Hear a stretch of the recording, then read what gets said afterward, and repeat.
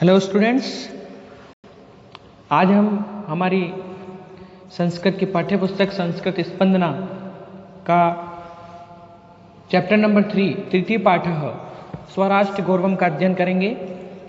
इसमें अपने राष्ट्र के बारे में, अपने राष्ट्र के गौरव के बारे में बताया गया है। राष्ट्र के गौरव के बारे में बताया गया है। इसमें ऋग्वेद, यजुर्वेद, सामवेद, अथर्ववेद अपने 4 जो वेद हैं, उन्हीं वेदों में से ये 11 पद्य जो श्लोक हैं वो लिए गए हैं।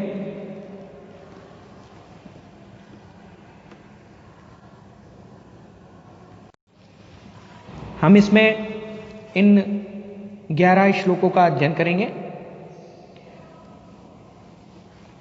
सबसे पहले हम इसका परिचय पढ़ेंगे। अस्माकं चिंतने राष्ट्रस्य अवधारणा अति प्राचीना विद्यते, वेदेष्वपि आराष्ट्रे राजन्यः यजुर्वेद। ये जो ब्रैकेट में लिखा हुआ है यजुर्वेद, ऋग्वेद, ये जो श्लोक हैं वो उसके अंदर से लिए गए हैं। वयम राष्ट्रे जाग्रयाम, ये यजुर्वेद से लिया गया है। अहम राष्ट्रीय संगमनि वसुनाम, ऋग्वेदः, ये ऋग्वेद से लिया गया है। इत्यादिषु बहुषु मंत्रेषु राष्ट्र शब्दस्य प्रयोगेन एतत् स्पष्टम अस्ति। अस्मदीया राष्ट्र संबंधिनी अवधारणा अर्वाचीना पश्चिमाच्च गता इति ये मन्यन्ते ते तु वस्तुतः भ्रांता सन्ति। अर्थात अस्माकं चिंतने राष्ट्र से अवधारणा अति प्राचीना विद्यते, कि हमारे विचार में, हमारी सोच में, मतलब चिंतने मतलब विचार, राष्ट्र की अवधारणा अति प्राचीन है, मतलब बहुत पुरानी इस राष्ट्र की अवधारणा है। वेदेष्वपि आ राष्ट्रीय राजन्यः, वयम राष्ट्रे जाग्रयाम, वयम राष्ट्रे जाग्रयाम। वेदों में भी राष्ट्र में क्षत्रिय, राष्ट्र में क्षत्रिय, आ राष्ट्रे राजन्यः, राष्ट्र में क्षत्रिय। वयम राष्ट्रे जाग्रयाम, वयम राष्ट्र जाग्रयाम,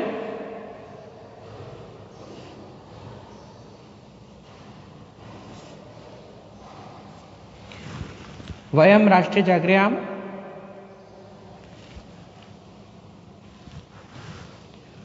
अहम राष्ट्रीय संगमनि वसुनाम,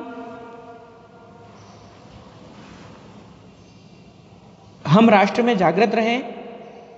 अहम राष्ट्रीय संगमनि वसुनाम, मैं वाग्देवी जगदीश्वरी और धन प्रदात्री हूं, धन को देने वाली हूं, वाग की देवी हूं। ठीक है, आगे देखिए। इत्यादिषु बहुषु मंत्रेषु राष्ट्र शब्द प्रयोगेन एतत् स्पष्टम अस्ति, मतलब बहुत से मंत्रों में राष्ट्र शब्द के प्रयोग से स्पष्ट होता है। क्या स्पष्ट होता है? कि हमारी यह अवधारणा जो है, राष्ट्र की अवधारणा बहुत प्राचीन है।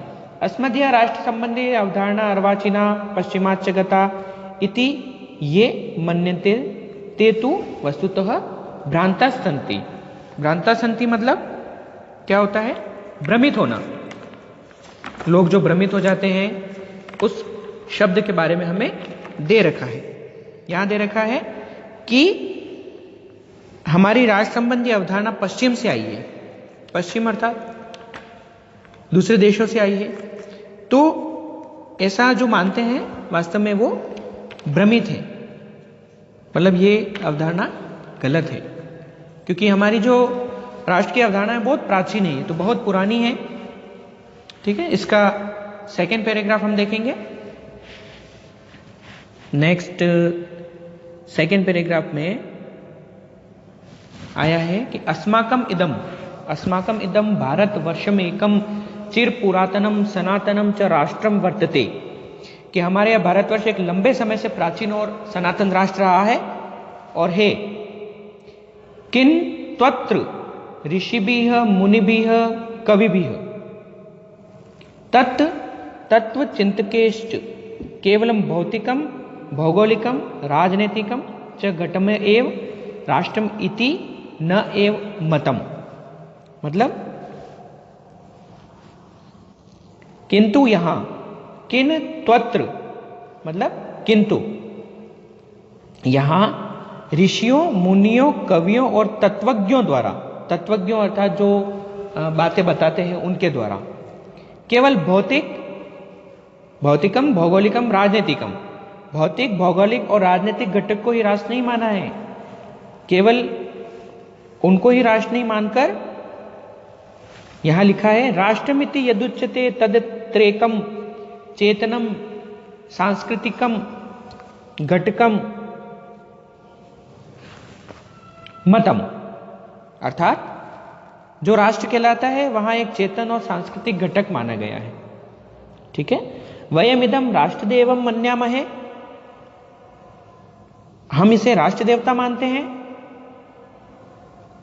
एतद वै भारतम अस्माकं दृष्टो न कश्चिद मृतपिंडो व भूखंडो व विद्यते अपितु मातृभूमिरस्ति यथा किलोक्तम अथर्ववेदे माता भूमि पुत्रो हम पृथिव्या। निश्चय ही हमारा यह भारत हमारी दृष्टि में कोई मृतपिंड अथवा भूखंड नहीं है, अपितु मातृभूमि है, अपितु मातृभूमि है। जैसा कि अथर्ववेद में कहा गया, क्या कहा गया है? माता भूमि पुत्रो हम पृथिव्या, माता है, भूमि मेरी माता है और मैं पृथ्वी का पुत्र हूं। फिर आगे लिखा है ऋग्वेदे अपि कथितम अस्ति, ऋग्वेद में भी लिखा गया है, क्या लिखा गया है कि पृथ्वी माता धूर्मे पिता, पृथ्वी मेरी माता है और आकाश पिता है, पृथ्वी मेरी माता है और आकाश पिता है। फिर इसका नेक्स्ट पैराग्राफ, मातृभूमि पितृभूमि पुण्यभूमि धर्मभूमि कर्मभूमि देवभूमिश्च इत्येवं विविधे रूपे रूपेता अस्ति भुवन मनमोहिनी एवं अस्माकं भारत माता। मातृभूमि, पितृभूमि, पुण्यभूमि, धर्मभूमि, कर्मभूमि और देवभूमि, इस प्रकार विविध रूपों वाली है। हमारे जो राष्ट्र है ये सब अलग अलग रूपों वाला है। राष्ट्र संसार के मन को मोहने वाली यह हमारी भारत माता, इयम अस्माकं भारत माता। राष्ट्र संबंधिनः, राष्ट्रीयता संबंधिनः, राष्ट्र गौरव संबंधिनः, राष्ट्र भक्ति संबंधिनश्च केचन श्लोकाः अस्मिन् पाठे संकलिता अस्ति। राष्ट्र संबंधी, राष्ट्रीय संबंधी, राष्ट्रीयता से संबंधी, राष्ट्र गौरव से संबंधित और राष्ट्र भक्ति से संबंधित कुछ श्लोक इस पाठ के अंदर संकलित किए गए हैं। तो स्वराष्ट्र गौरवम सबसे पहला जो श्लोक है वो विष्णु पुराण से लिया गया। विष्णु पुराण में लिखा हुआ देखिए, उत्तरम यत समुद्रस्य हिमाद्रश्च एव दक्षिणम वर्षम तद भारतम नाम भारती यत्र संतति है। उत्तरम यानी उत्तर दिशा, हिमाद्रे मतलब हिमालय, यत समुद्रस्य मतलब जो समुद्र के, है ना, दक्षिणम मतलब दक्षिण दिशा में, वर्षम तद भारतम नाम भारती यत्र संतति। ठीक है, संतति मतलब संतान। तो इसका भावार्थ यह हो जाएगा कि पृथ्वी का जो भूभाग समुद्र की उत्तर दिशा में और हिमालय पर्वत की दक्षिण दिशा में स्थित है।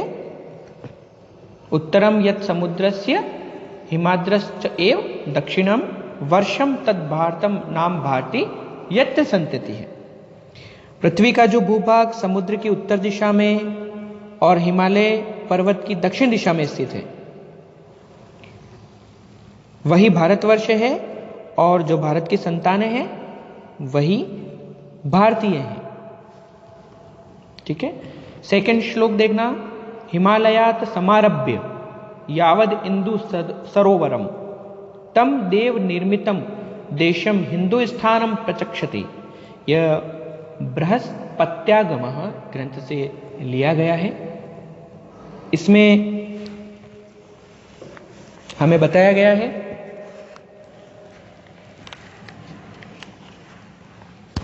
क्या बताया गया है कि भौगोलिक स्थिति, हिंदुस्तान की भौगोलिक स्थिति को प्रदर्शित किया गया है। यहां पर हिंदुस्तान की भौगोलिक स्थिति का वर्णन किया गया है। हिंद महासागर से लेकर हिमालयात समारभ्य यावद इंदु सरोवरम, हिंद महासागर से लेकर हिमालय पर्वत तक जो भूभाग स्थित है, जो भी भूभाग वहां पर स्थित है ना, तम देव निर्मितम देशम हिंदुस्तानम प्रचक्षते, जिसकी रचना देवताओं द्वारा की गई है वह देश हिंदुस्तान कहलाता है। देवताओं द्वारा जिसकी रचना की गई है वह देश हिंदुस्तान कहलाता है। देव निर्मितम अर्थात देवताओं द्वारा निर्मित, देशम हिंदुस्तानम प्रचक्षते, हिंदुस्तानम प्रचक्षते। ठीक है। थर्ड वाला है गायंती देवाः कील गीतकानी धन्यास्तुते भारत भूमि भागे स्वर्गात् पर पवर्गाद स्पद मार्ग भूते भवंती भूयः पुरुषाः सुरत्वात्। ये विष्णु पुराण से लिया गया श्लोक है। इसका जो भावार्थ है, ये जो श्लोक लिया गया है विष्णु पुराण से लिया गया है, और इसमें कवि भारत भूमि के महत्व का वर्णन कर रहा है कि भारत भूमि का क्या महत्व है, इसके बारे में इसमें बताया गया है। निश्चय ही देवता गुणगान करते हैं, गायंती देवा किल गीतकानी, अर्थात निश्चय ही देवता गुणगान करते हैं कि वे व्यक्ति धन्यवाद के पात्र हैं। कौन व्यक्ति? धन्यास्तुते भारत भूमि भागे, वे व्यक्ति धन्यवाद के पात्र हैं। कौन? स्वर्गाप वर्गात पद मार्ग भूते, अर्थात जो स्वर्ग और मोक्ष के स्थान का मार्ग स्वरूप भारत देश में भवंती भूयः पुरुषः सुरत्वात्, अर्थात स्थान का मार्ग स्वरूप भारत देश में अपने पुण्य कर्मों के द्वारा बार बार भारत देश में जन्म लेते हैं। ठीक है। इसका अर्थ हो जाएगा कि बार बार कौन जन्म लेते हैं? कि देवताओं के पुण्य देवत्व के कारण यहाँ बार बार जन्म लेते हैं भारत भूमि पर, जिसे यहाँ जन्म लेने का सौभाग्य प्राप्त हुआ। ठीक है। ये इसकी विशेषता बताई गई है कि निश्चय देवता गुणगान करते हैं कि वे व्यक्ति धन्यवाद के पात्र हैं जो स्वर्ग और मोक्ष के स्थान का मार्ग स्वरूप भारत देश में अपने पुण्य कर्मों के द्वारा बार बार भारत देश में जन्म लेते हैं। ठीक है। नेक्स्ट फोर्थ वाला जो श्लोक है, फोर्थ और फिफ्थ, और देखिए इसमें संप्राप्य भारते जन्म सत्कर्मसु परांगमुखः पीयूष कलशम हित्वा विषभाण्डम उपाश्रितः। यह बृहद नारदीय पुराणम से लिया गया श्लोक है। ठीक है। जो फोर्थ श्लोक है हमारा बृहद नारदीय पुराणम से लिया गया है, और इसमें मूलतः कवि भारत में जन्म लेने वाले को सौभाग्य मानता है। ठीक है। जिसने भारत भूमि पर जन्म लिया है वो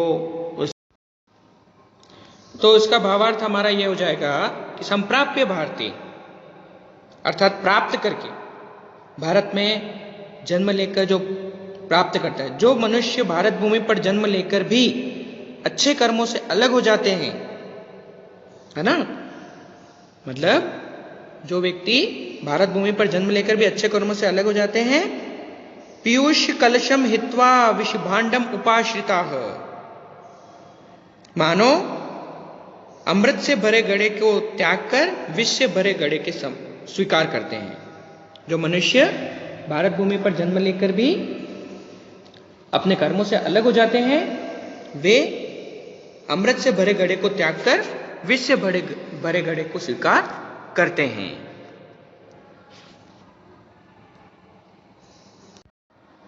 मतलब इसमें यह बता रखा है कि मतलब भारत भूमि पर तो जन्म ले लिया, लेकिन भारत भूमि पर रहकर अगर अच्छे कार्य नहीं करेंगे तो वो उसके समान है।